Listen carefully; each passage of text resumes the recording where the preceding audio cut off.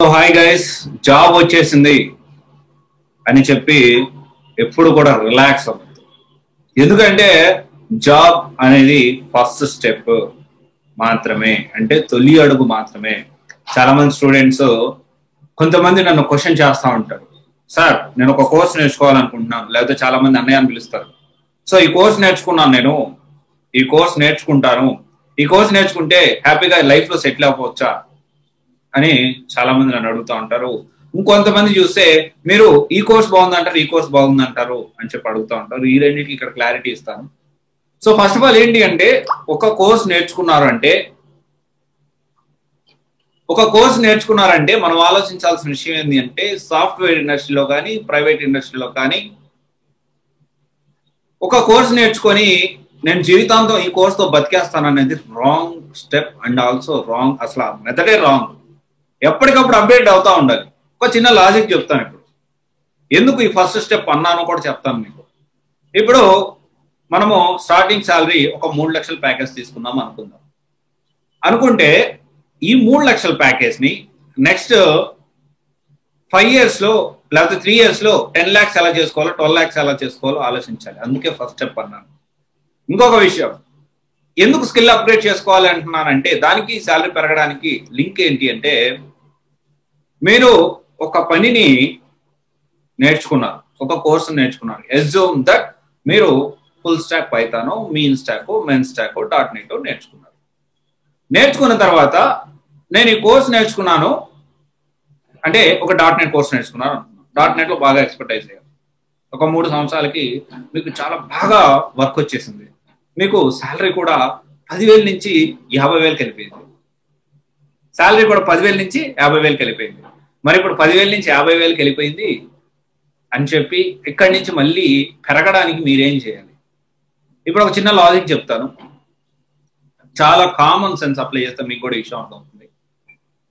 ఇప్పుడు మీరు అదే స్కిల్తో ఉన్నారు, అదే .NETతో ఉన్నారు, అప్డేటెడ్ అవ్వలేదు. .NET నెక్స్ట్ వర్షన్స్ వచ్చినా మీరు అప్డేట్ అవ్వలేదు. కాకపోతే అది బాగా పని చేస్తుంది, బాగా చేస్తున్నారు.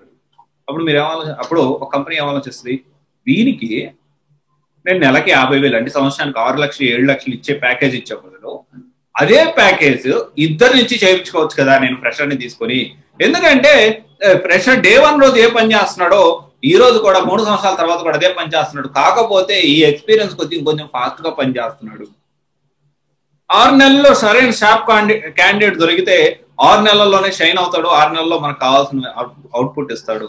నాకు ఇక్కడ శాలరీ కటింగ్ అవుతుంది కదా అని చెప్పి ఈ విధంగా ఆలోచిస్తారు. అందుకనే చెప్పేది, ఎప్పుడు కూడా ఫస్ట్ స్టెప్, ఎప్పుడు కూడా ఈ కోర్స్ అనేది, ఇప్పుడు మీరు జాబ్ తెచ్చుకున్నారనేది జస్ట్ సింగిల్ స్టెప్. సో అందుకనే కొంచెం వెయిట్, అంటే ఫస్ట్ స్టెప్ తర్వాత నెక్స్ట్ స్టెప్కి వెళ్ళాలి అంటే కంపల్సరీ స్కిల్ అప్గ్రేడ్ చేసుకోవాలి. కంపెనీస్ ఈ విధంగా ఆలోచిస్తాయి.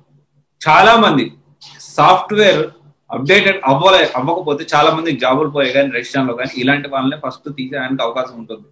రెసిషన్ అంటే ఆర్థిక మాంద్యం, ఎకనామిక్ రెసిషన్ అంటే రివర్స్ ఫాల్లో ఎకనామిక్ గ్రోత్ రేట్ అనేది, కంపెనీ గ్రోత్ రేట్ అనేది తక్కువగా ఉండడం. అప్పుడు ఇలాంటి కీ పర్సన్స్ ని ఉంచుతారు. అంటే వీళ్ళని కూడా కంప్లీట్ గా ఉంచుతారు అని చెప్పలేం, కానీ అది depends on company to company again. But మీరు ఆలోచించాల్సింది, ఇక నాకు ఉద్యోగం వచ్చేసింది, నాకు ఇంకా తిరుగులేదు అని ఎప్పుడు రిలాక్స్ అవ్వద్దు. ఫస్ట్ 3 years లో మీ target aim for 10 lakhs minimum. ₹1,00,000 లేకపోతే ఈరోజు బతకలేరండి. ₹1,00,000 లేకపోతే ఈరోజు బతకలేదు. ఆ ₹1,00,000 టార్గెట్ నువ్వు తెచ్చుకున్న రోజు నువ్వు ఒక సెక్యూర్డ్ లైఫ్ అని నేను చెప్పలే, కానీ కొంచెం కంఫర్ట్ లైఫ్ నువ్వు లీడ్ చేస్తావు. ఇక్కడ ఏదో ₹1,00,000 వస్తే నువ్వు ఏదో పెద్ద డబ్బు బాగా విపరీతమైన ఆశ ఉన్నట్లు కాదు. ఒక సెక్యూర్డ్ లైఫ్ లీడ్ చేయాలంటే ఈ రోజుల్లో సిటీలో, మెట్రో సిటీలో ఎక్కడైనా కానీ ఒక 1 lakh అనేది కామన్. ఒక 50,000 అనేది మినిమం బేసిక్స్ నీడ్స్. ఒక 50,000 కూడా సేవింగ్ లేకపోతే నీకేమైనా ఇబ్బంది వస్తే అలా. So this is how you need to think about your self. Okay, so I hope you understand. ఎప్పుడు కూడా జాబ్ రాగానే రిలాక్స్ అవ్వద్దు. నెక్స్ట్ స్టెప్ ఏం నేర్చుకోవాలి, నెక్స్ట్ మనం ల్యాడర్ పొజిషన్ ఏంటి, మనం దీంట్లో సబ్జెక్ట్ ఎంత గ్రిప్ తెచ్చుకోవాలి, ఎన్ని అప్డేట్స్ వస్తున్నాయి, ఇవన్నీ థింక్ చేసిన తర్వాత మీరు నెక్స్ట్ స్టెప్ అనేది తీసుకోవాలి. Okay, thank you. This is Raj signing off.